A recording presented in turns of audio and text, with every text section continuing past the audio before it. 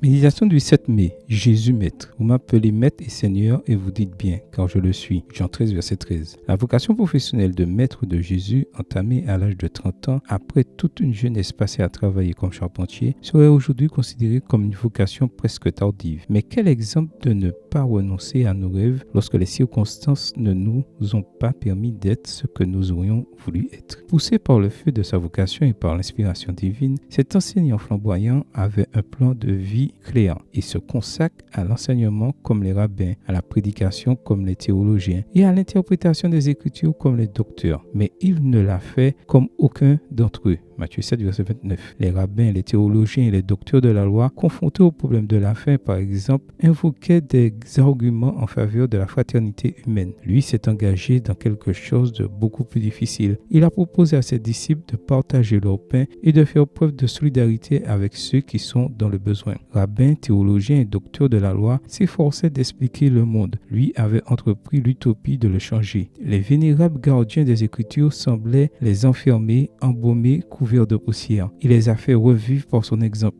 Ainsi, ces paroles n'ont pas été importées par le vent, mais ont pris racine dans le cœur de ceux qui l'ont suivi. Après avoir construit des maisons pendant des années, il cherche maintenant à construire une ecclésia, une église, Matthieu 16, verset 18, une communauté fraternelle ouverte à tous les êtres humains de bonne volonté afin que l'amour habite dans les cœurs. Bien qu'il ait utilisé divers moyens pour exposer ses enseignements, il n'a que rarement eu recours au discours et au sermon. Au lieu d'argumenter ses idées, il préférait les suggérer au moyen d'histoire. Même dans ses réflexions les plus religieuses, les images l'emportent sur les préceptes. Sa théologie narrative, une ressource abondamment utilisée par les prophètes, les poètes et les sages des Écritures, lui permettait d'aborder des thèmes spirituels sans avoir à entrer dans les méandres de la théologie systématique ou à s'enfermer dans les limites de la dogmatique. Une histoire suffisait à transmettre chaque leçon. Le maître enseignait la vérité tout en plaisantant dans un langage qui, par le charme de sa simplicité, captivait n'importe qui, à n'importe quel niveau et à n'importe quel âge. Lorsqu'il terminait son cours en disant quelque chose comme « Va et toi, fais de même »,